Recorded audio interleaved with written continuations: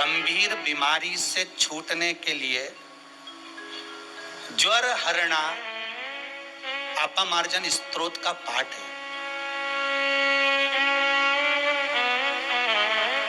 एक बार सब मेरे साथ में बोलेंगे, जितने लोग टीवी पर कथा सुन रहे हैं। अपामार्जन स्तोत्र का पाठ पद्म पुराण में। ये वो स्तोत्र है जब कोई व्यक्ति पर बड़ी बीमारी आ जाती है, और ये स्तोत्र शंकर भगवान माता पार्वती को शमी के वृक्ष के नीचे बैठकर सुनाते हैं। बहुत ध्यान दीजिएगा महाराज। भगवान शिव और किसके कहने पर सुनाया है महाराज? भगवान श्री गणेश जी महाराज ने जाकर भगवान शंकर से निवेदन करा, माता पार्वती से निवेदन करा, पिताजी मेरा मन है इस संसार सागर में ना जाने कितनी बीमारियों से लोग ग्रसित होंगे, ना जाने कितनी बीमारियों में लोग डूबे रहेंगे। कहीं कहीं कोई बीमारी इतनी बड़ी आ जाएगी कि जीव अपने प्राणों को भी गंवा बैठेगा। उस समय पर संसार के लोगों को बचाने के लिए कोई ऐसा प्रयोग किया जाए जिससे संसार के लोग उस गंभीर बीमारी से बच सके।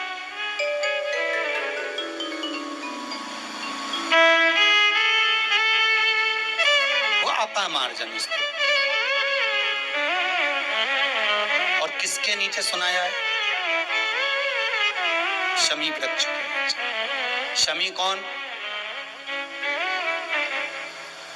पिछले वर्ष ऑनलाइन जो कथाएं कही थी उसमें शमी वृक्ष की महत्वता का वर्णन किया था।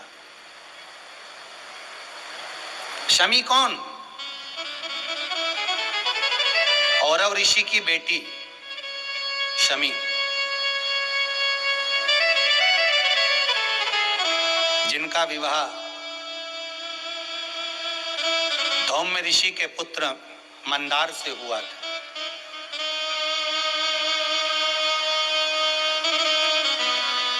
इस औरव ऋषि की जो पुत्री थी शमी, बड़ी सुंदर थी महाराज, बड़ी सुंदर।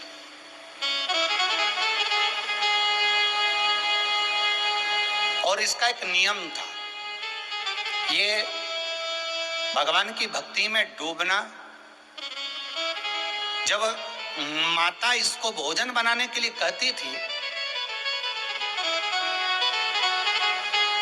माँ जब इनको भोजन बनाने के लिए कहती, तो शमी जिस भोजन को बनाती थी, जिस भात को बनाती थी, जिस चावल को बनाती थी, पकाती थी, अन्न बनाती थी, जिसको बनाया करती थी, पकाया करती थी, उसी अन्न के भाग में देवता की मुद्रा का निर्माण करती थी। ये शमी।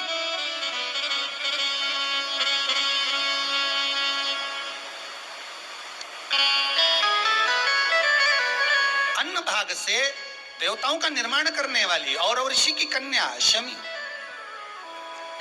अब एक दिन पिता औरव ऋषि के मन में भाव जागृत हुआ कि बेटी का विवाह करना चाहिए, पर बेटी का विवाह करें तो करें किसके साथ? तभी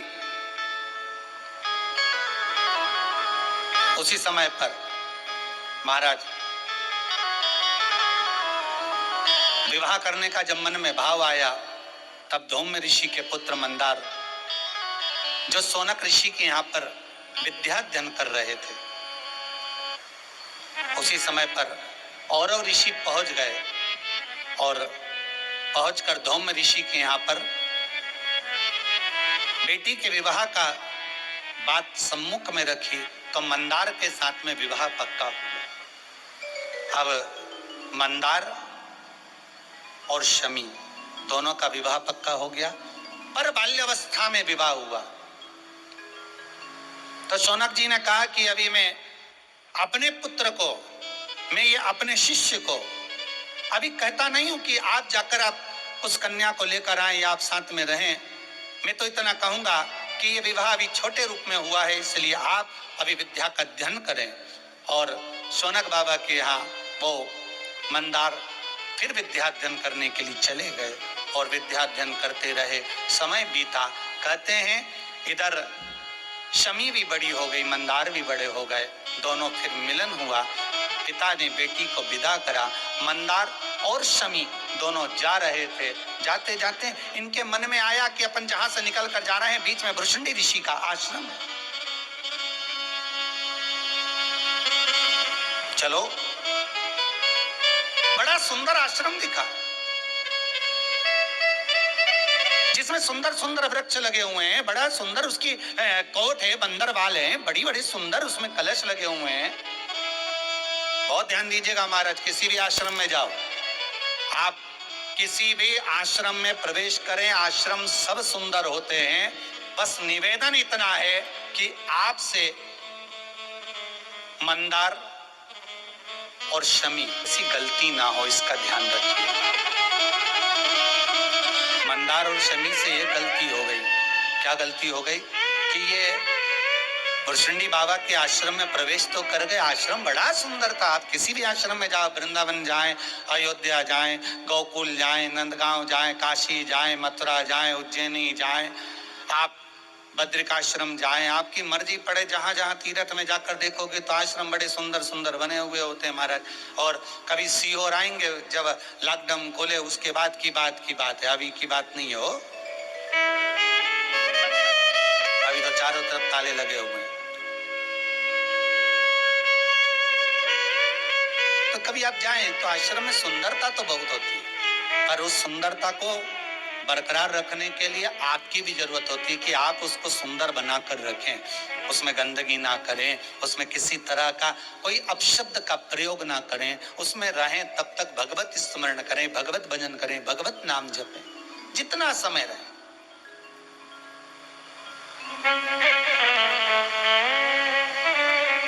अब भृशुंडी ऋषि के आश्रम में प्रवेश कर गए। अब इनको मालूम नहीं था कि भृशुंडी बाबा तो गणेश जी के आराधक हैं। कहते हैं, गणेश पुराण कहती है कि भृशुंडी बाबा ने गणेश जी की इतनी आराधना करी थी, गणेश जी का इतना स्मरण करा था, भृशुंडी बाबा ने गणेश जी की इतनी आराधना करी थी कि एक बार गणेश जी महाराज प्रसन्न होकर आ गए और गणेश जी ने कहा, मांगो भृशुंडी बाबा तुम्हें क्या चाहिए। तो भृशुंडी जी ने कहा था, अगर कुछ देना चाहते हो तो बस जैसा आपका स्वरूप है वैसा मेरा बना दीजिए, वैसा स्वरूप मेरा बना दो।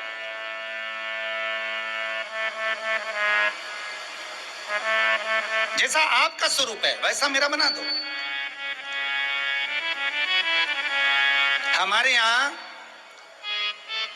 हिंदू धर्म के अंदर जब गणेश जी महाराज की स्थापना होती है तो गणेश जी की जो मूर्ति विराजमान करी जाती है, उस मूर्ति में और भृशुंडी ऋषि को भगवान ने जो अपनी स्वरूप दिया है उस मूर्ति में, दोनों में अंतर है। बहुत ध्यान दीजिएगा महाराज, दोनों में अंतर आता है। कई कई बाजार में जो मूर्तियां मिलती हैं उसमें गणेश जी की जटा बंधी रहती है, ऐसे बाल बने रहते हैं गणेश जी के, जटा जूट बनी रहती है, और गणेश जी महाराज को सुंदर जटा जूट में देखा होगा, कहीं गणेश जी को आपने सन्यासी के वेश में देखा होगा, कहीं गणेश जी को आपने मृगशाला लपेटे हुए देखा होगा। कोई कोई मूर्तियां अगर आपने देखी होगी गणेश चतुर्थी के टाइम पर गणेश जी की मंदिरों में विराजमान होती है, या लोग मट्टी की मूर्ति लेकर जाते हैं तो उसमें जटा बंदी होती है, उसमें केश बंधे होते हैं, उसमें केश लगे होते हैं,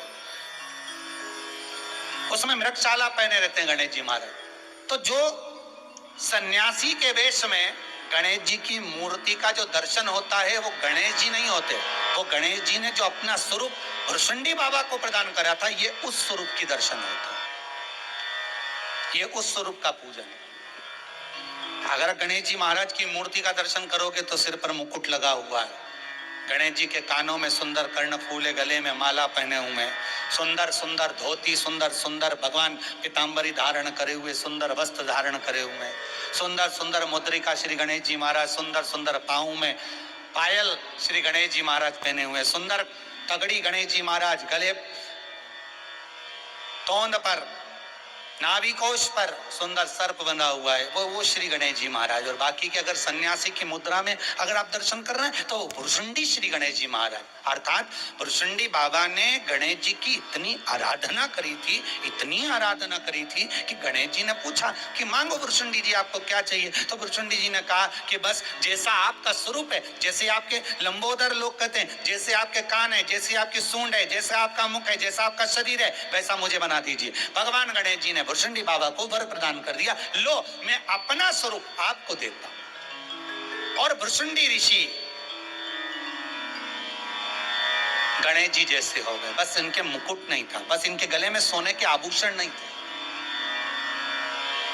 इनके गले में सुंदर सुंदर आभूषण नहीं है, इनके गले में वही तुलसी की माला, वही रुद्राक्ष की माला, मस्तक पर वही। किसी किसी के यहाँ पर चतुर्थी, गणेश चतुर्थी के समय पर जब बाजार में से मूर्तियां खरीदने जाते हैं स्थापना के लिए, मट्टी की जब मूर्त लाते हैं तो ध्यान रखना चाहिए कि हमें गणेश जी की मूर्ति लाना,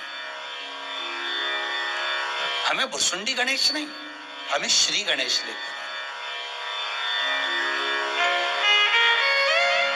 अब लोग समझते तो है नहीं, बस गए, उन्होंने देखा क्या सुंदर मूर्ति लग रही है, जटा बंधी हुई है, सुंदर सुंदर मृगछाला पहने हुए हैं, मृगचर्म पहने हुए हैं, गले में रुद्राक्ष की माला पहने, तो उन्होंने सोचा ये गणेश जी की मूर्ति, इसको ले चलो, और लेकर आ गए और पूजन कर ले, रखो पूजन करो, मना नहीं है, पर वो भुरशुंडी श्री गणेश, गणेश जी महाराज ने जो अपना विग्रह दिया था भुरशुंडी ऋषि को, वो गणेश।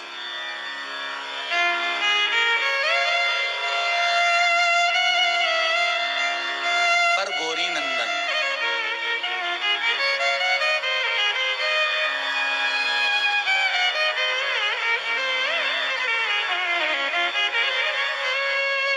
गौरी नंदन गणेश, वो एक मुकुट, सुंदर तिलक, सुंदर आभूषण, सुंदर मुद्रिका, सुंदर पायल, वो गौरी नंदन। अब शमी और मंदार दोनों का प्रवेश, जब नया नया मंगल विवाह होता है ना तो लोग किसी को नहीं गिनते सर, नया नया जब विवाह हुआ होता है ना तो लोग नहीं गिनते, फिर तो पति पत्नी एक ही थाली में भोजन कर रहे हैं, भले सास ससुर खड़े हैं तो खड़े, भले खड़े रहें, उन्हें कोई फर्क नहीं पड़ता, उनका तो मन, घर से भी निकल रहे हैं, रोज प्रतिदिन घूमने जा रहे हैं, मन पूछा ना पूछा वो अपनी जगह। अब शमी मंदार दोनों निकले, भुरशुंडी बाबा के आश्रम में पहुंचे, जाकर पूछा संत कहाँ हैं, यहाँ जो ऋषि रहते हैं भुरशुंडी बाबा, हमें उनसे मिलना है, वो कहाँ है? और पूछ भी रहे हैं तो किससे पूछ रहे हैं? स्वयं भुरशुंडी बाबा से, जिनकी लंबी सूंड है, जिनके बड़े बड़े कान हैं, जिनकी सुंदर तोंद है, क्योंकि गणेश जी ने अपना विग्रह उनको दिया है।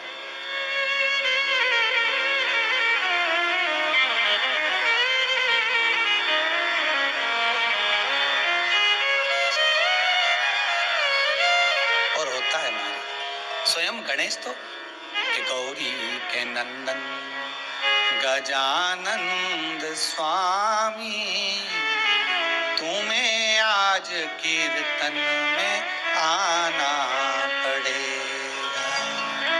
हे गणेश, हे लंबोदर, हे श्री गणेश।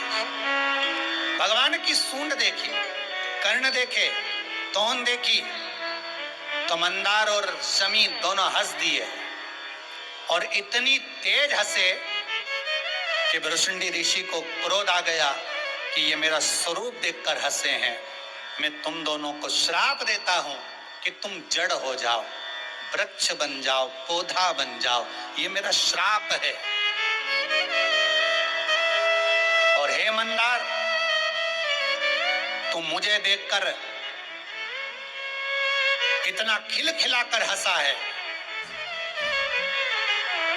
मेरा श्राप है कि तू जड़ बनेगा, वृक्ष बनेगा, पौधा बनेगा, और इतना विषैला होगा कि तुझे कोई जानवर भी नहीं खाएगा। इतना विषैला होगा कि तुझे कोई जीव नहीं खाएगा, तुझे में इतना विष भरा होगा। और ये शमी इतनी सुंदर होकर अपने पति का साथ देकर तूने एक ऋषि की हंसी उड़ाई है। मैं तुझे श्राप देता हूं, वृक्ष बनेगी, जड़ बनेगी, इतने कांटे रहेंगे तेरे भीतर कि तेरे ही कांटे तेरी ही पत्तियों को चुभित करेंगे। आंखों में जल भर गया।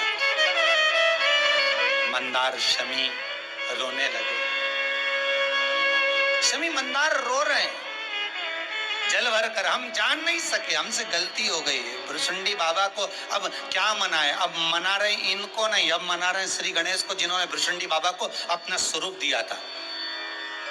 गणेश जी महाराज के आगे हाथ जोड़कर निवेदन करा, हे प्रभु,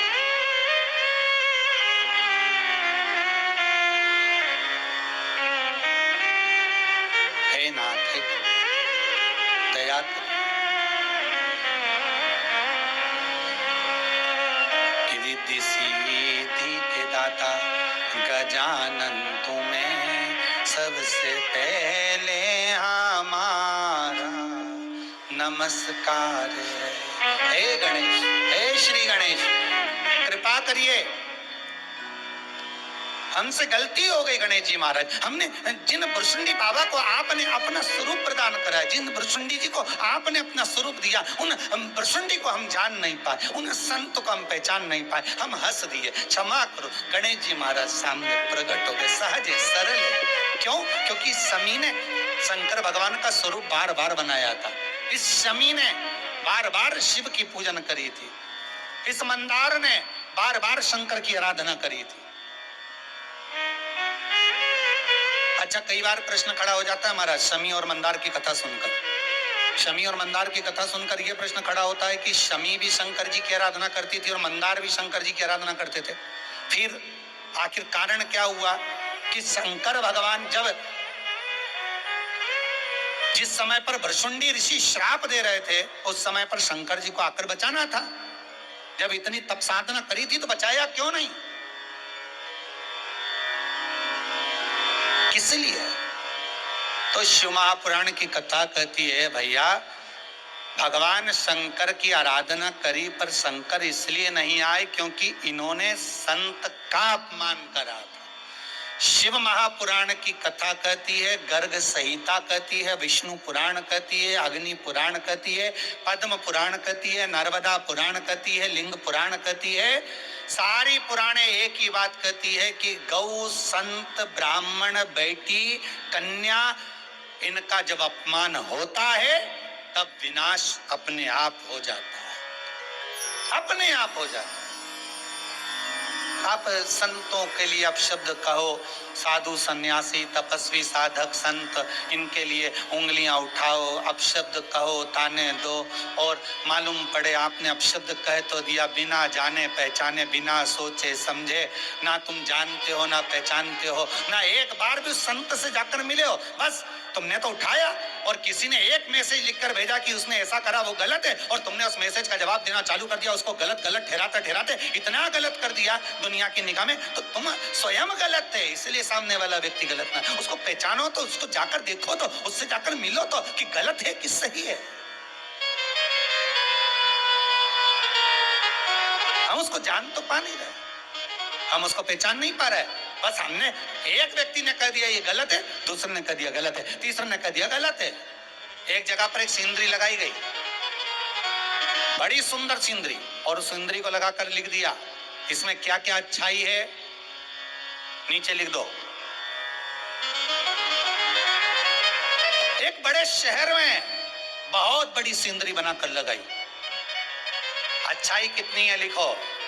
कुछ पूरे शहर में से कम बस अच्छाई लिख दी कि सिंदरी में जो घोड़ा बनाया अच्छा है, इसमें कलर अच्छे हैं, फूल अच्छे हैं, इसमें ऐसा है, इसमें वैसा है।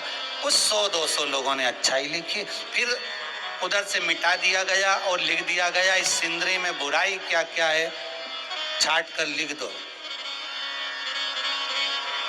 कम से कम उस शहर में अगर 10 लाख लोग रहते होंगे तो कम से कम 8 लाख लोगों ने सिग्नेचर करके लिखा इसमें कलर अच्छा नहीं है, घोड़े के बाल ऐसे होना थे, उसकी पूंछ ऐसी होना थी, उसका जाने का तरीका ऐसा होना था, उसका पाँव ऐसा होना था, उसके पीछे ऐसा होना था, उसको ऐसा चलना था। और 8 लाख लोगों ने उसमें बुराइयां लिख दी, क्योंकि दुनिया के लोगों को अच्छाइयां निकालना कम आती है, बुराइयां निकालना ज्यादा। ये दुनिया है, दुनिया।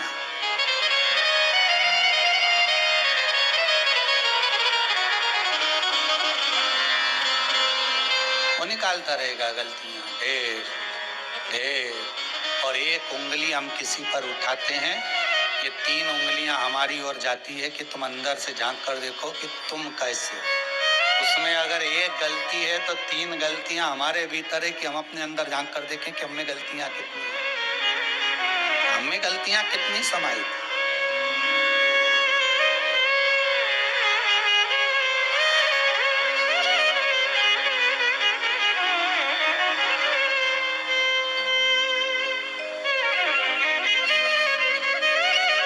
महाराज मंदार शमी भुरशुंडी बाबा को पहचानने, शिव आ जाते बचाने के लिए, शंकर देरी नहीं करते, आते सम्मुख में आकर खड़े हो जाते, पर शंकर नहीं आए क्योंकि संत का अपमान करा है। साधु, सन्यासी, तपस्वी, साधक, उपासक, कन्या, स्त्री, नारी, बेटी, गाय, ब्राह्मण, इनका जब अपमान होता है तो भगवान भी नहीं झेल पाता। भगवान के जान दो, जान।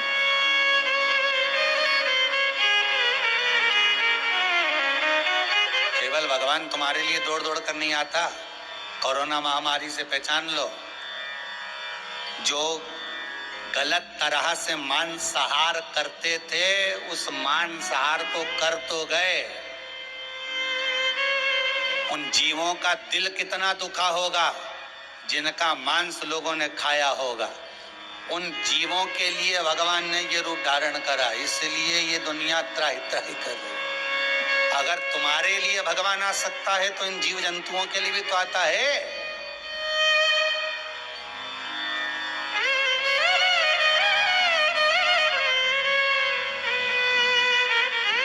कल कथा पूरी होने के बाद में एक प्रश्न करा था हमारे वो बंटी जी परिहार ने कि गुरुदेव एक प्रश्न है, आप उत्तर देंगे क्या? हमने कहा बोलो क्या बात है? कहे गुरु जी प्रश्न ये है कि भगवान कृष्ण का अवतार क्यों?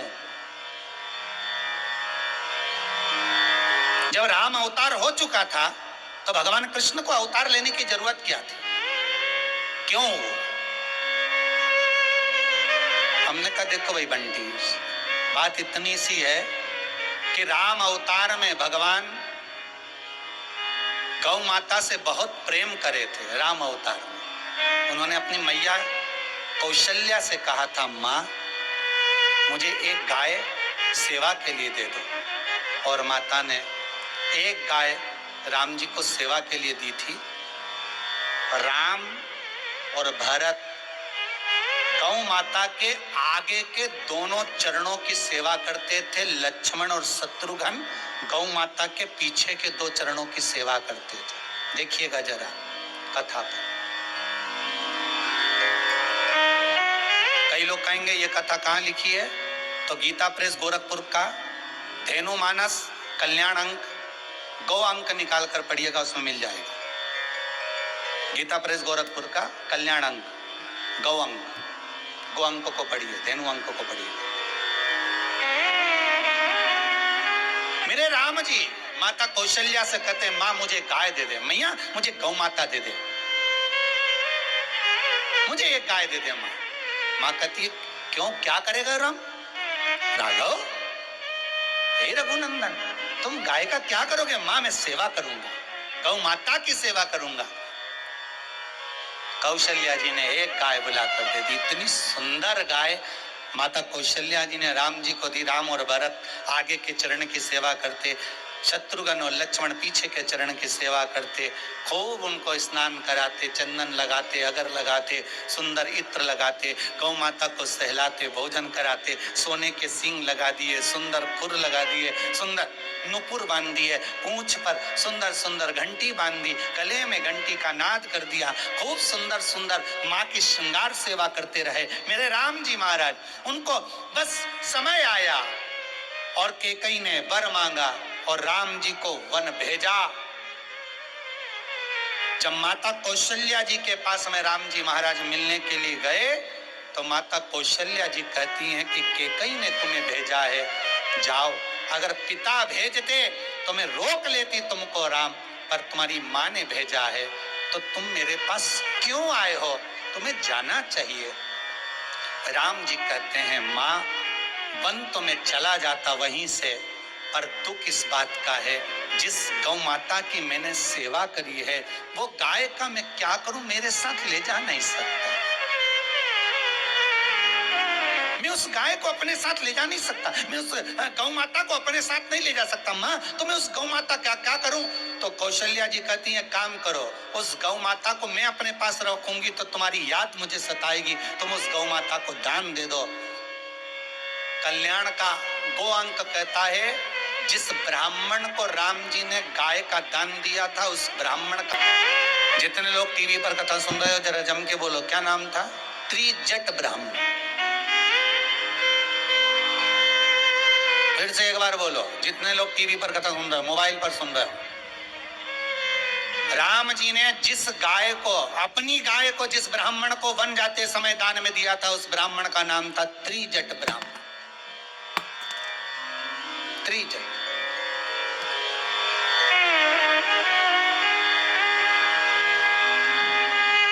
राम जी ने त्रिजट कौन? कौशल्या जी के उस कौशल राज से एक ब्राह्मण आया। जब राम जी महाराज अपने नाना मामा के घर जाते थे, उस ब्राह्मण के बालक के साथ खेलते थे।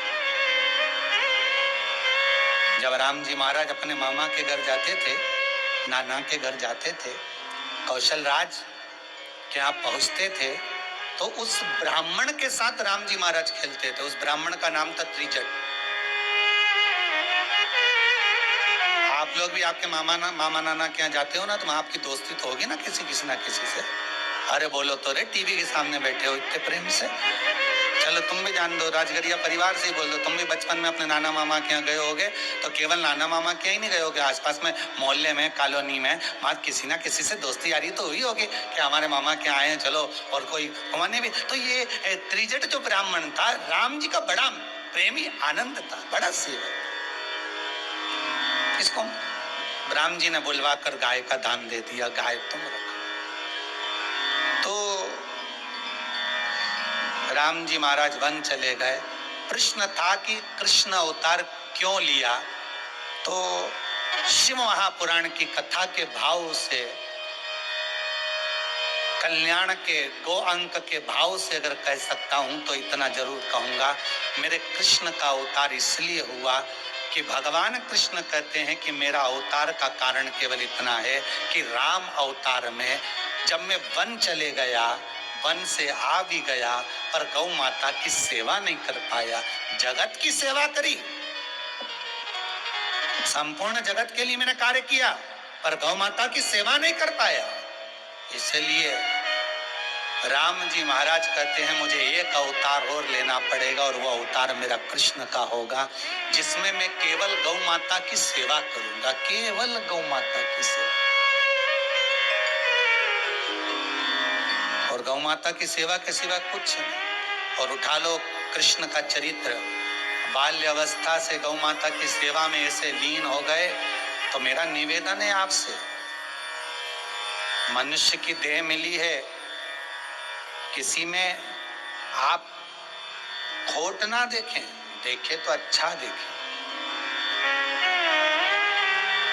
मेरे शंकर भगवान शमी के लिए, मंदार के लिए बोल देते, और मेरे भूत भावन भूतेश्वर नहीं आए क्योंकि इन्होंने संत की निंदा करी है। संत को अपशब्द कहें, संत पर हंसे,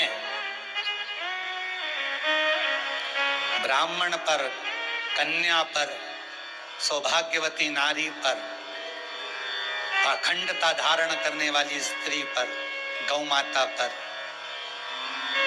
संत साधु सन्यासी पर कभी ना हंसे, कभी उंगली ना उठा। ठीक है, किसी ने बोल दिया ना, किसी ने अपशब्द लिख दिया, उसमें अपना अपना भागीदारी ना निभाए कि मैं भी उसके लिए अपशब्द लिख दूं। नहीं नहीं, अपन क्यों लिखे, किस लिए?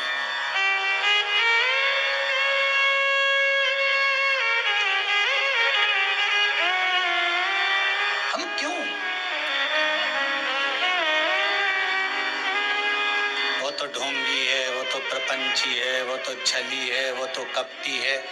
अरे होगा, अपनी जगह पर होगा, तुम्हें कहने से क्या होगा? तुम अपना कर्म करो भाई, तुम अच्छा करो, अच्छा बोलो, अच्छा लिखो, अच्छा होगा।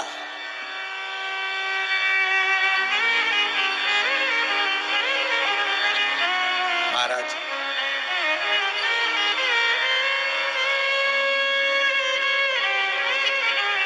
शिव जी नहीं आए, शंकर नहीं आए। संत की अपशब्द जो कहे गए हैं तो शंकर आ भी कैसे सकते? गणेश जी को भेज दिया, जाओ, तुम जाओ, कुछ ऐसा वर दे देना, मेरे भगत हैं, मेरा भजन करते हैं, कोई ऐसा वर दे देना जिससे उनकी सार्थकता बन जाए। पिताजी, शमी भी आपकी सेवा करती है और मंदार भी आपकी सेवा करते हैं, तो आप क्यों नहीं जाते? शंकर जी कहते हैं, इन्हें संत का अपमान करो, संत का अपमान।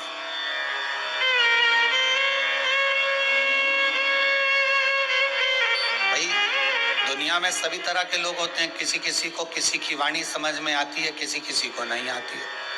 आप कितना भी सोच समझ कर बोलो, आप कितना भी अच्छा बोलो, पर जिसका विवेक जैसा होगा, जिसकी बुद्धि जैसी होगी, सामने वाला व्यक्ति उतना ही समझेगा।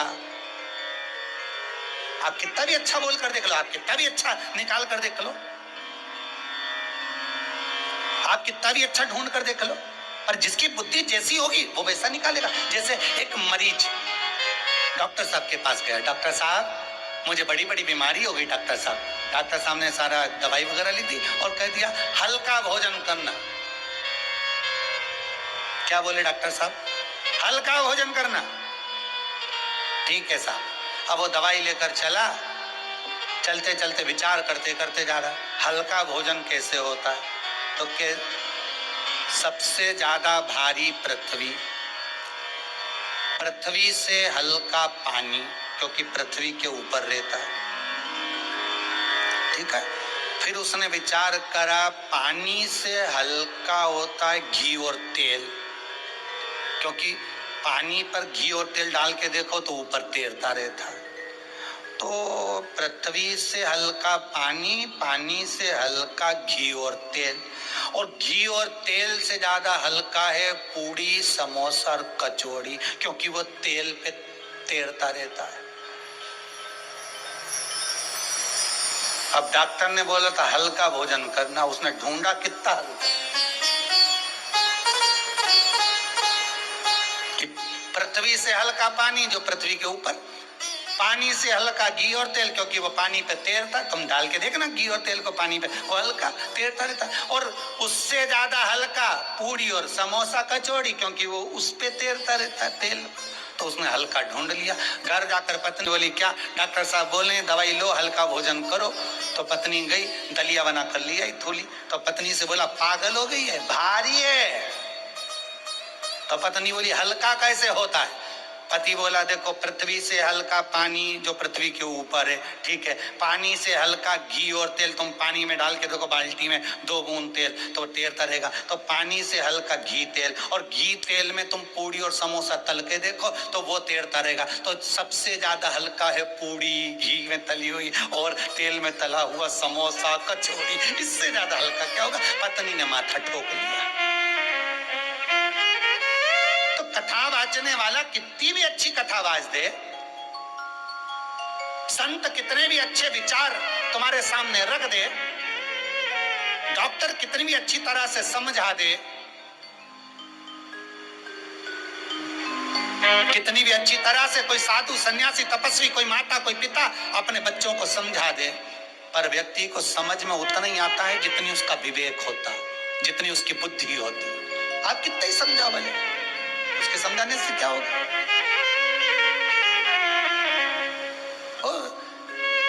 एक माँ ने अपने बच्चे से कहा, दो बेटे थे, दोनों बेटों से कहा, सुनो रे, पिताजी शांत हो गए हैं, यहाँ से 10 किलोमीटर दूर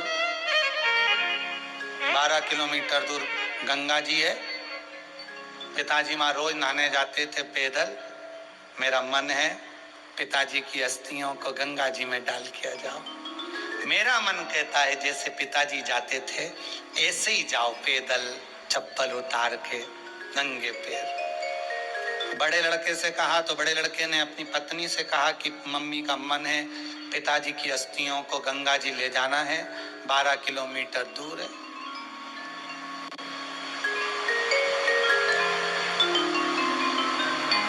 पत्नी ने कहा, तुम काहे को जा रहे हो, छोटा वाला क्या करेगा, भेज दो उसको। और पत्नी ने इसको डरा दिया और पति डर गया, नहीं गया। छोटे वाले से कहा, तुम चले जाओ, छोटा वाला मना कर रहा, मैं नहीं जाऊंगा। कैसे नहीं जाएगा, अब भी कि अब भी जाना पड़ेगा। इसको मौका ही नहीं दिया कि पत्नी के कमरे में जा, पत्नी इसको डरा, तो तब भी जा। उसका भी मन नहीं था, पर बड़बड़ करता हुआ, आड़ा टेढ़ा बोलता हुआ, क्या मम्मी क्या, तो मेरे में अक्ल नहीं है, पैदल जाओ, गाड़ी रखी, गाड़ी नहीं, चले गए। 8 किलोमीटर दूर गया और सामने एक नल्ला मिल गया, बड़ा नाला। अब नाला मिला तो उसने गांव के लोगों से पूछा, ये नाला कहाँ जा रहा है, तो क्या आगे जाके गंगा जी में मिल जाता है। अच्छा, गंगा जी में, हाँ। तो मन में आया, अब इतनी दूर जाने से कौन सा फायदा, नाला भी तो वहीं जा रही है। इसने अस्थियों को लेके नाले में डाल दिया। अब अस्थियों को नाले में डाला, घर आ गया, माँ ने पूछा, बेटा हो आया? आओ, पक्के में होके आया है? हाँ हो आया, ठीक है।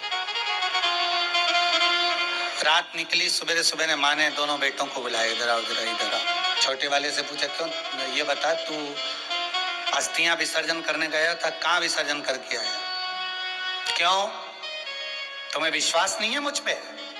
नहीं, विश्वास तो है, पर रात को तेरे पिताजी सपने में आके बोले थे कि बेटा गंगा जी में अस्थियां नहीं डाल के आया, नाले में पटक आया। बेटा चिल्ला के दौड़ा। बस मुझे पिताजी की यही बात बहुत बुरी लगती थी हमेशा, और हमेशा बेवकूफों जैसी बात करते थे। 8 किलोमीटर दूर आके तुम्हें सपना देगा, 4 किलोमीटर आगे नहीं जा सके। यहां आके कह रहे हैं कि नल्ले में पटक दिया। तो नल्ले का पानी जा तो वहीं रहा था, मान जाना था 12 किलोमीटर आगे, 8 किलोमीटर दूर पे नल्ले में डालकर आ गए। सोच वाली बात है, विचार वाली बात है। आप कितना भी अच्छा कह दो, कितना भी अच्छा विचार रख दो, कितना भी अच्छा सोच लो, कितना भी अच्छा वर्णन कर दो, पर सामने वाला व्यक्ति जो सोचेगा, सामने वाला व्यक्ति जो विचार करेगा, वही सम्मुख में होगा। आप कितना भी अच्छा कुछ भी कह दो, पर सामने वाला व्यक्ति कैसा ग्रहण कर रहा है, उसकी सोच, उसकी वृत्ति, उसका विचार, उसका भाव कैसा है, वो उस विचार से श्रवण करता है, उस विचार से वो ग्रहण करता है।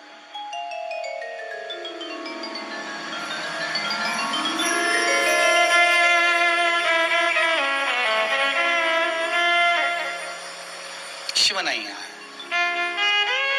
शंकर नहीं पहुंचे,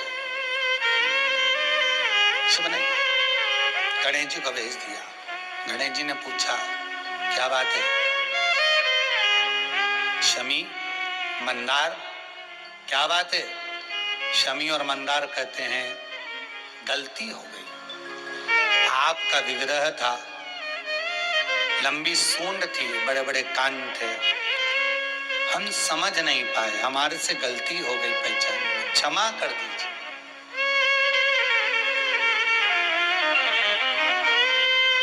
गणेश जी ने देखा, शमी और मंदार से कहा कि तुमने मेरे भगत का अपमान करा है, मैं क्षमा नहीं कर सकता। अगर ये भुरसुंडी ऋषि अगर चाहेंगे तो क्षमा कर देंगे। भुरसुंडी के चरणों में पड़ गए, गुरुदेव क्षमा कर दो। पहचान नहीं पाए। भुरसुंडी बाबा ने कहा, गणेश जी आप कृपा कर दो, मैं क्या बोलूं। गणेश जी महाराज ने कहा, हे शमी, तुम वृक्ष जरूर बनोगी, तुम्हारी पत्तियां स्वयं भगवान शंकर को मुझको समर्पित होंगी।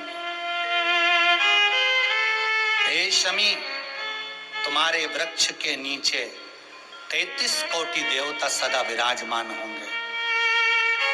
जिस व्यक्ति के जीवन में बहुत रोग समाएगा, बड़ी से बड़ी बीमारी भी अगर आ जाएगी, शमी तेरे वृक्ष के नीचे बैठकर जो मेरे पिता शंकर का स्मरण करेगा, उसका रोग मुक्त हो जाएगा। मंदार, हे मंदार, मैं तुझे वर देता हूं, तेरे पुष्प मेरे शंकर को चढ़ेंगे। मंदार को आंकड़ा भी कहते हैं, आंख भी कहते हैं। तेरे पुष्प मेरे शंकर को चढ़ेंगे, मेरे पिता को चढ़ेंगे। और सुन, मेरे भुसुंडी ऋषि के आश्रम में बैठकर तूने क्षमा मांगी है, इसलिए तेरी जड़ में मेरा निवास होगा।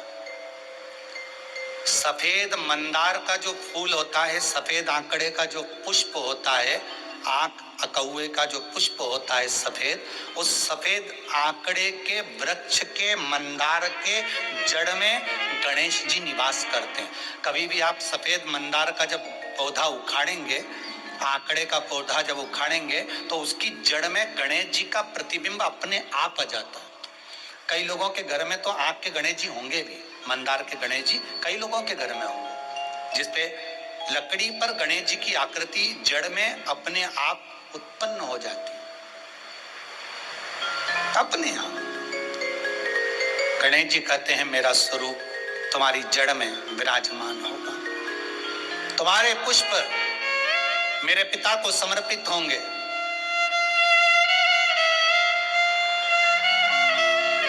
संपूर्ण रोग का निवारण शमी तेरे वृक्ष के नीचे होगा। इसलिए पद्म पुराण में अपामार्जन स्तोत्र का जो पाठ कहा गया है, शंकर भगवान माता पार्वती को शमी के वृक्ष के नीचे बैठकर अपामार्जन स्तोत्र का पाठ करते हुए वर्णन करते हैं कि इस और आज भी अगर आपको लगे तो आप पद्म पुराण को उठाइए, और पद्म पुराण यदि आपके घर में नहीं है और लॉकडाउन चल रहा है, किताब की दुकान से नहीं ला सकते, तो मोबाइल में भले उसको सर्च कर लेना पद्म पुराण, उसमें से अपामार्जन स्तोत्र का पाठ निकालना और उसको पढ़ना। आपको ज्ञात होगा कि कैसा भी शरीर में ताप हो, ज्वर हो, कितनी भी श्वास रुक रही हो और शरीर कितना भी बेकार हो गया हो, चाहे शरीर में कितनी भी बुखार पड़ रही हो, अपामार्जन स्तोत्र का पाठ तांबे के कलश में जल रखकर उस पाठ को कर कर उस जल को छीटा जाता है, पिया जाता है, तो ताप, शरीर का रोग, शरीर की बीमारी समाप्त होने लगती है। अपामार्जन स्तोत्र, उसको निकालिए पद्म पुराण का। शंकर पार्वती को उस स्तोत्र को सुना रहे हैं।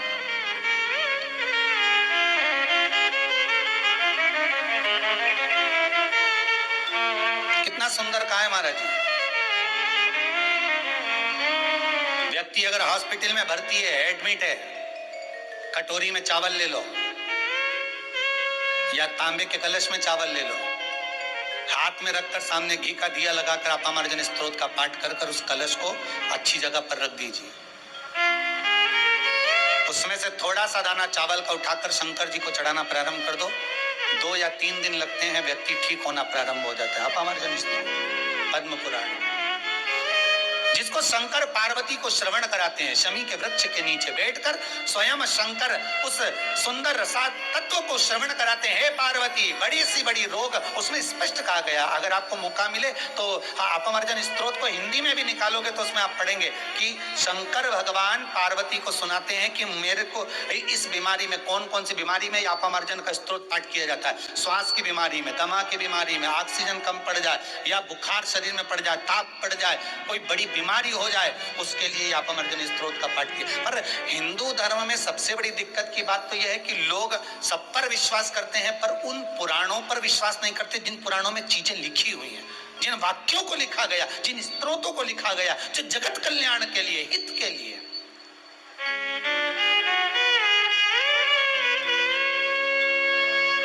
उसका भजन करें।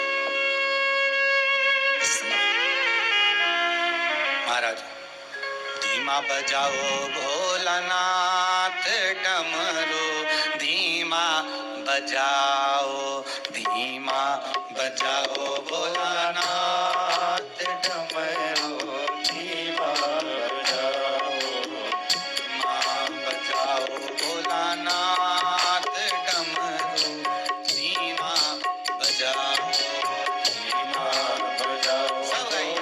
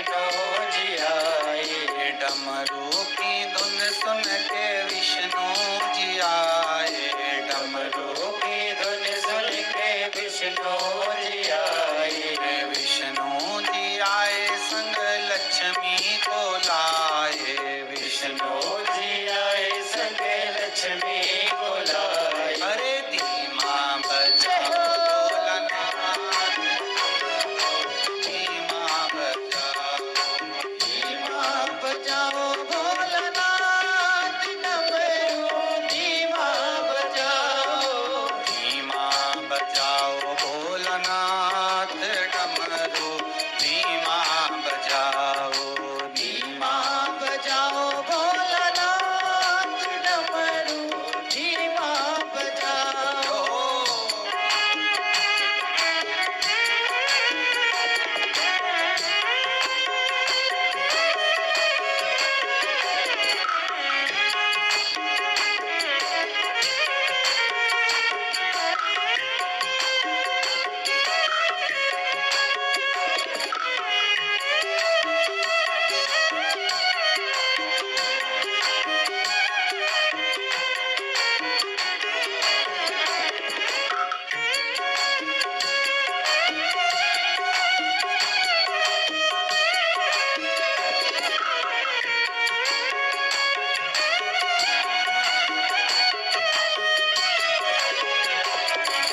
डमरू की धुन सुन के राम जी आए, डमरू की धुन सुन के राम जी आए, डमरू की धुन सुन के राम जी आए, डमरू की धुन सुन के राम जी आए, राम जी आए संग सीता को लाए, राम जी आए संग सीता को लाए।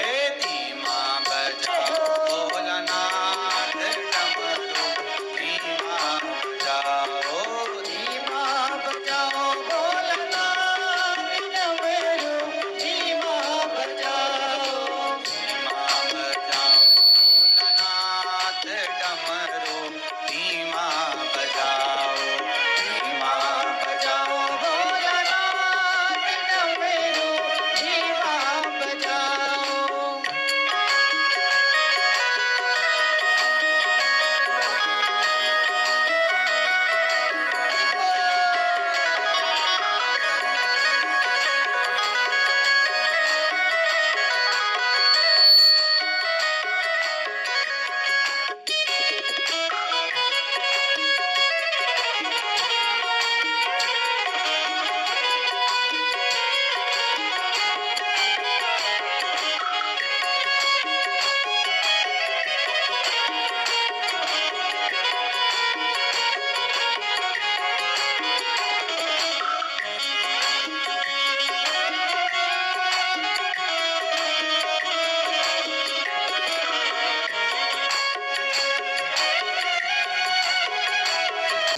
डमरू की धुन सुन के कान्हा जी आए, डमरू की धुन सुन के कान्हा जी आए, डमरू की धुन सुन के कान्हा जी आए, कान्हा जी आए संग राधा को लाए, कान्हा जी आए संग राधा को लाए। अरे धीमा बजाओ भोलानाथ, डमरू धीमा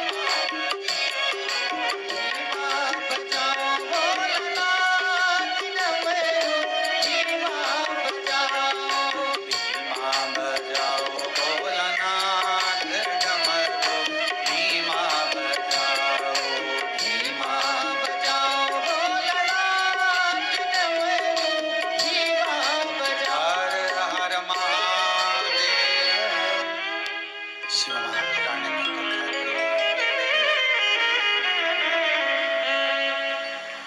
कैलाशी अविनाशी भगवान शिव गढ़दानी त्रिकालदर्शी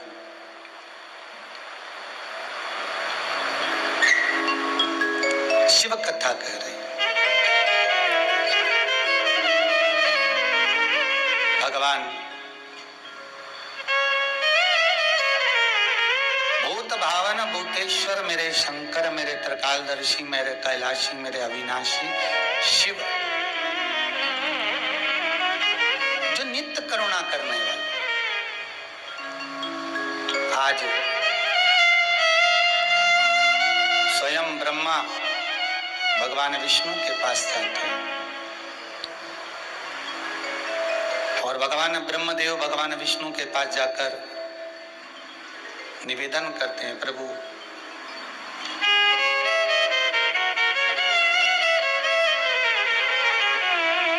मेरे संशय को मिटा दीजिए। क्या संशय है आपका? भगवान ब्रह्मा कहते हैं कि आप मेरे पिता हैं।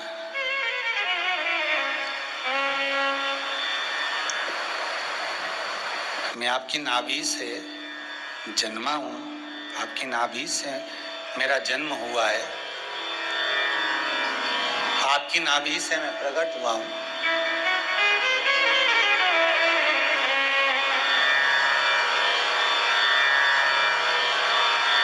आप मेरे पिता हैं। भगवान विष्णु बोले ठीक है, फिर क्या जानना चाहते हो? मुझे जानना केवल इतना है कि आप मेरे पिता हैं, तो आपके पिता कौन है?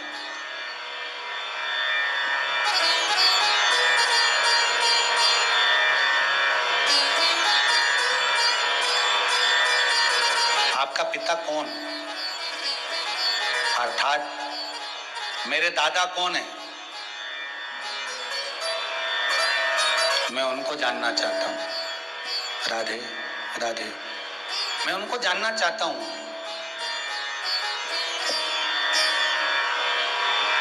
तब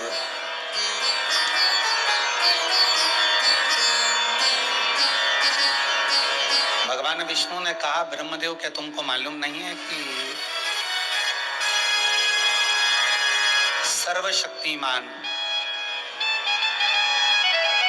त्रिकालदर्शी, जिन्होंने कालों को भी जीत रखा है, इससे महाकाल स्वयं शंभु शंकर, ओगड़दानी, त्रिकालदर्शी, कैलाशी, अविनाशी शिव मेरे पिता है? क्या आपको मालूम नहीं है?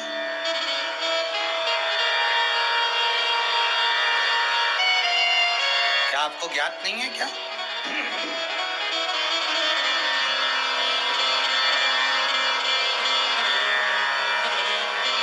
ब्रह्मा जी बोले मैंने सुना तो है, पर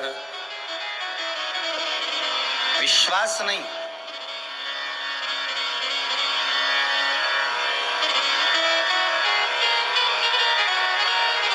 एक बार मेरे को आपके पिता को देखना, एक बार मुझे आपके पिता का दर्शन करना है। ठीक है, दर्शन करना है तो फिर चलिए। एक बड़ा सा पर्वत है, बहुत विशाल, और उस विशाल पर्वत के सम्मुख में ब्रह्मा और विष्णु दोनों जाकर खड़े हो जाते हैं और ब्रह्मा और विष्णु उस पर्वत के सम्मुख में खड़े होकर उस पर्वत को घुमाना प्रारंभ करते हैं, जिसमें से अग्नि का एक लिंगायत आकृति प्रकट हो जाती है।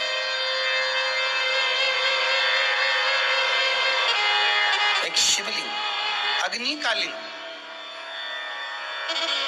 एक लिंगायत आकृति प्रकट हो जाती है और उस शिवलिंग में से आवाज आती है, ब्रह्मा, हे विष्णु, आप मुझे जानने के लिए इस पर्वत को घुमाए हो। मैं स्वयं शिव, भगवान विष्णु आपके पिता, ब्रह्मा आपके दादा, मैं स्वयं। पर विश्वास नहीं, भरोसा नहीं। एक बात कथा में पहले भी कही, आज फिर कहते हैं कि किसी के दिल में और किसी के घर में प्रवेश करना बहुत कठिन है।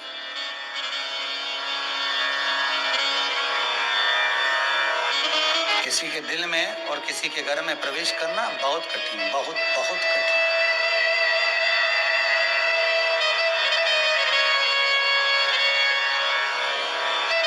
भगवान के प्रति विश्वास को जागृत करना, भगवान के प्रति विश्वास को प्रकट करना बहुत कठिन है। आज कोई कह रहा था, गुरुदेव ये कोरोना महामारी ऐसी चली है कि लोग अब दुनिया के लोग धन को महत्व नहीं देते, अब दुनिया के लोग भगवान को महत्व देते हैं, सत्कर्म को महत्व देते हैं। ये कोरोना महामारी के अंतर्गत ये चीज तो अब लोगों के भीतर देखने को मिल रही है कि दुनिया के लोग अब जो है ये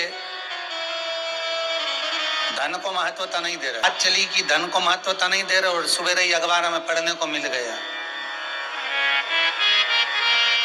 सवेरे ही अखबार में पढ़ने को मिल गया कि 2 कपड़ा व्यापारी और 10-20 लोगों की टीम मिलकर शमशान से कफन को चुराते थे और वही कफन को प्रेस कर कर, इत्र छिड़क कर, अच्छा बनाकर 400 में फिर बेची आते थे। आज सवेरे अखबार की न्यूज थी, कोई कह रहा था कि लोग धन को महत्व नहीं देते। कितनी विचित्र कथा है साहब, टीवी पर भी देखने को मिली कि दुनिया कितनी गजब हो गई कि मौके का इंतजार कर रही है, दुनिया मर रही है, रोने वाले रो रहे हैं, प्राण छोड़ने वाला छोड़ रहा है, और जिनको कमाने की सूझी है, जिनको केवल धन एकत्रित करने की सूझी है, वो कफन तक नहीं छोड़ रहे, कफन भी उठा कर ले आ रहे हैं। और इतना सा नहीं डर रहे कि उस कफन में हो सकता है बीमारी से मरा हुआ व्यक्ति का कफन होगा, शरीर पर लगा होगा, कोई वायरस लग गया होगा, उसके जरिए ना जाने कितने मरेंगे। इसका गम नहीं है, इसका दुख नहीं है, उनको केवल कमाने का दुख है, उनको केवल कमाने का एक सुख है कि उनको धन कमाना।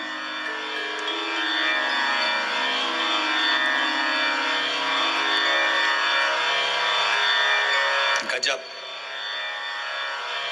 वावारी दुनिया, मतलब की दुनिया में किसी का कोई नहीं। गजब, अभी भी धन दिख रहा, संपदा दिख रही है, दौलत दिख रही है, इसमें भी हम कमा सकते हैं, इसमें भी हम कमा कर निकल सकते हैं। कमा तो लोगे, मना नहीं है, पर ध्यान रखना कि कितना दुख झेलना पड़ सकता है ये वक्त ही बताएगा, केवल वक्त बताएगा कि कितना दुख झेलना पड़ सकता है। समय का इंतजार करिए। जब अच्छे दिन थे, जीवन अलमस्त होकर अपन घूम रहे थे, फिर रहे थे, अलमस्त रह रहे थे, तो ये कोरोना महामारी हो गई, ये दूसरा साल हो गया। जब वो अच्छे दिन नहीं रहे, बुरे दिन आ गए, बुरे दिन भी एक दिन निकल जाएंगे, फिर अच्छे दिन आ जाएंगे। विश्वास पूर्ण रखना मेरे शंकर पर, भरोसा प्रबल रखना मेरे शिव पर, दिन जाते देरी नहीं लगेगी। कालों का भी हरण करने वाला वो महाकाल है, त्रिकालदर्शी कैलाशी अविनाशी मेरा शंकर है, कोई साधारण नहीं है, वो सहज नहीं है वो। बस ये जरूर है कि आप अपना कर्म करो, पर कर्म के अनुसार ये ध्यान रहे कि किसी का मन ना दुखे। अब धन तो कमा लोगे, खूब अच्छी तरह से कमा लोगे, पैसा इकट्ठा कर लोगे, किसी को चूना लगाकर, अपशब्द कहकर, गालियां देकर, 1 रुपए की चीज 10 रुपए में देकर तुम धन तो कमा लोगे, पर ईमानदारी से बोलना, शांति कहीं से लेकर आओगे? शांति का एहसास कब होगा? जब 2 रुपए भी अगर आपने कमाए हैं और वो सत्य के हैं, आनंद के हैं, तो वो 2 रुपए आपको सुख का अनुभव करा दें, आनंद का अनुभव। ब्रह्मा जी को विश्वास नहीं हुआ, ये आकाशवाणी मुझे नहीं लगता कि भगवान विष्णु के पिता की है।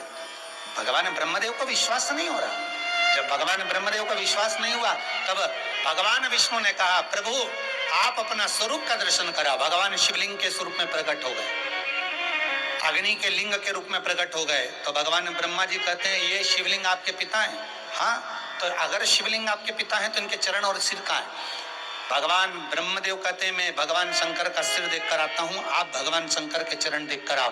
भगवान विष्णु पाताल में जाते जाते हैं उस शिवलिंग का चरण ढूंढने के लिए, और भगवान विष्णु पाताल में गए, भगवान ब्रह्मा आकाश में गए। आकाश में जाते जाते ब्रह्मदेव चढ़ते चढ़ते चढ़ते चढ़ते इतने ऊपर पहुंच गए कि भगवान शंकर का सिर नहीं मिला, मस्तक नहीं मिला, क्योंकि माता पिता के चित्त वृत्ति को जानना बहुत कठिन है।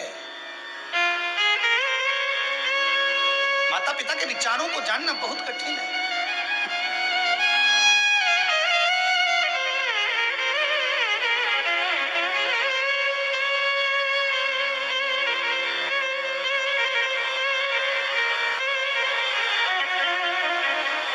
सबसे अच्छी सेवा देखना होना और दुनिया के लोगों की परख देखना होना, तो अच्छे समय में नहीं देख सकते, बुरे समय में आप दुनिया के लोगों की सेवा भी देख सकते हो और परख भी देख सकते हो। बुरे समय अभी बीमारी के समय पर कितनी बहुएं बुजुर्गों की सेवा कर रही हैं, नहीं कर रही हैं, कितने बड़े छोटों के लिए क्या कर रहे हैं, छोटे बड़ों के लिए क्या कर रहे हैं। ये कोरोना महामारी के अंतर्गत अपने को देखने को मिल सकता है।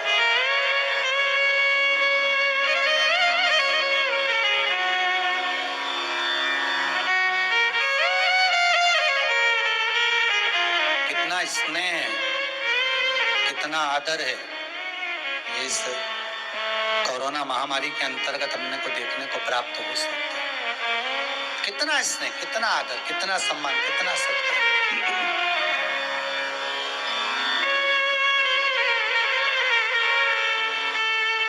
गए और ऊपर चढ़ गए, सिर नहीं मिला, फिर और ऊपर चढ़े, और ऊपर चढ़े, और ऊपर चढ़े, पर दर्शन नहीं हुआ। आखिरी में मन में आया कि ये दर्शन नहीं हो रहा, तो विचार आ गया मन में कि ये जो आकाशवाणी हुई है ये झूठी है। जाते जाते केतकी के पुष्प को तोड़कर लेकर आ गए, और केतकी के पुष्प को जब लेकर आए, केतकी के पुष्प को जब तोड़कर लेकर आए, तू मेरे साथ में चल, नीचे चलकर कह देना। केतकी का पुष्प बोला, अगर मेरे भाव को कोई नहीं जान पाया, मैंने बोला और कोई ने माना नहीं, तो फिर क्या करेंगे। सामने से गौ माता निकल कर जा रही थी, उस गौ माता को रोका। ब्रह्मा जी ने हाथ जोड़कर कहा, गौ माता आप हमारे साथ में नीचे चलिए और भगवान विष्णु के सामने चलकर कह दो कि भगवान शंकर का शिवलिंग का सिर मिल गया है, बस इतना सा निवेदन मेरा स्वीकार कर लो। गौ माता ने पूछ लिया कि मैं झूठ बोल दूंगी, चलेगा, पर झूठ तो मैं बोल दूंगी, पर मुझे क्या फल मिलेगा। तो भगवान ब्रह्मदेव ने कहा कि घर की सबसे पहली जो रोटी बनेगी वो गाय को मिलेगी। एक रोटी के लिए गौ माता ने झूठ बोल दिया। केवल गाय नहीं,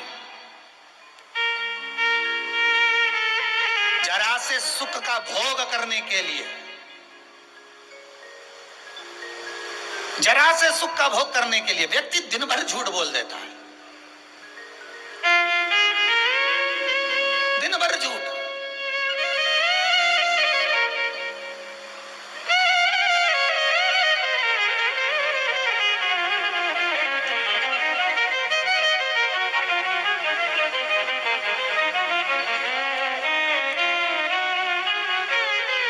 भगवान ब्रह्मदेव ने जरा सा लालच गाय को दिया और गाय से कहा कि पहली रोटी तुझे मिलेगी और तू बस नीचे चलकर कह देना कि भगवान ब्रह्मदेव को मस्तक मिल गया है।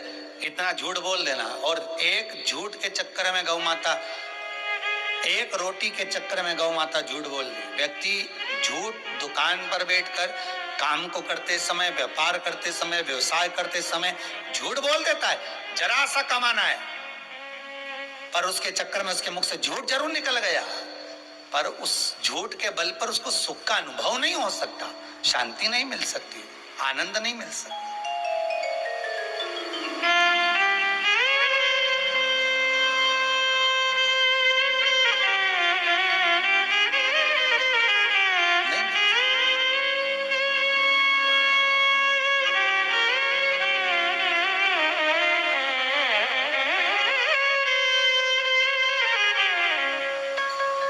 और वो आनंद की अनुभूति। ब्रह्मदेव वापिस आए, भगवान विष्णु से पूछा कि आपको भगवान शंकर के शिवलिंग के चरण मिले हैं? भगवान विष्णु ने हाथ जोड़कर कहा, ब्रह्मदेव मेरे को तो मालूम था कि भगवान के चरण नहीं मिल सकते, भगवान के चरण नहीं मिलेंगे, ये मुझे मालूम था। माता पिता के चरण को, चित्तवृत्ति को मन में धारण करना, ये कल दुनिया के लोगों ने मदर्स डे बनाया। खूब स्टेटस पर, व्हाट्सएप पर, फेसबुक पर, गूगल पर, ट्विटर पर, हर जगह पर लोगों ने अपने माता का फोटो भी लगाया। सब लोगों ने अपने मदर्स डे मनाया, खूब प्रेम से मनाया। मेरा निवेदन था, एक दिन आपने अगर मदर्स डे मनाया है तो कम से कम एक दिन निवेदन है कि अपनी मम्मी को, अपनी माता को घर के काम से छुट्टी दे देते और कहते हैं, माँ आज मदर्स डे है, तू बिल्कुल काम मत करना, तेरी बहू तेरे लिए चाय लाएगी, तेरी बहू तेरे को धोख लगाएगी, तेरी बहू तेरे चरण दबाएगी, तेरी बहू तेरे लिए भोजन लेकर आएगी। माँ आज तुझे हिलना नहीं है, माँ ले 1000 रुपए, अभी लॉकडाउन चल रहा है, बाजार से साड़ी नहीं ला सकता, 1000 रुपए रख मम्मी, साड़ी लेकर आना जब लॉकडाउन खुल जाए, तू पहनना, आज मदर्स डे है। केवल फेसबुक पे डाल दो फोटो, केवल स्टेटस पे फोटो लगा दो और सोचो कि मदर्स डे बन गया। ऐसा डे किसी काम का नहीं है। जिस दिन माता को एक तरफ बिठाकर बहू और बेटे कह दे, मम्मी आज पूरा काम हम दोनों कर लेंगे, तो चिंता मत करना, तो बेट थक गई होगी, तेरे हाथ पैर दुख रहे होंगे, तो बहुत काम करती है, थोड़ा आराम कर ले। और सुन माँ, आज अच्छी साड़ी पहनना, ले 2000-5000 रुपए मैं तुझे दे रहा हूँ माँ। तो समझो कि मदर्स डे है, नहीं तो ऐसा फोटो डालने से कहीं मदर्स डे हो जाए। फिर तो रोज माँ ही अपने बेटे से लाड लड़ाती, रोज भोजन बनाती, रोज खिला देती, रोज बना कर लाती, रोज दे देती, और तो फिर उसका क्या मतलब था?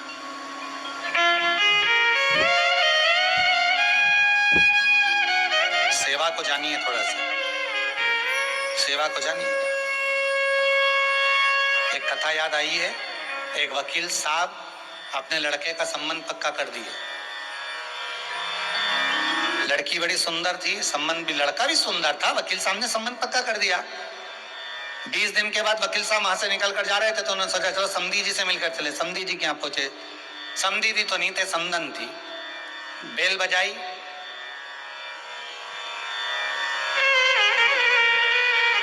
अंदर गए, जाकर देखा तो माँ के हाथ में तो झाड़ू थी और जिस लड़की से संबंध पक्का करा था वो रिमोट लेके नाटक देख रही थी, सोफे पे बैठ के। जैसे ही समधी जी आए, दरवाजा खोला, झाड़ू नीचे पटकी, बेटी भी उठ के खड़ी हुई, अंदर गई, समधी जी को बिठाया, चाय वगैरह पिलाई, चले। 20-22 दिन के बाद समधी जी फिर उधर से निकले, वापिस लौट रहे थे, उनका चलो समधी जी से मिल चले। समधी जी अभी भी नहीं थे, समधन थी, पोछा लगा रही थी और बेटी हेडफोन लगाकर सोफे पे बैठकर लंबे पांव कर मोबाइल चला रही थी। जैसे समधी जी आए, उठी, माँ ने पोछा छोड़ा, चाय वगैरह बनाई, पिलाई, फिर गए। फिर 15-20 दिन बाद, 25 दिन बाद फिर समधी जी कहीं जा रहे होंगे, अब की बार समधन भी थी, फिर निकले, बेटी सो रही थी और माँ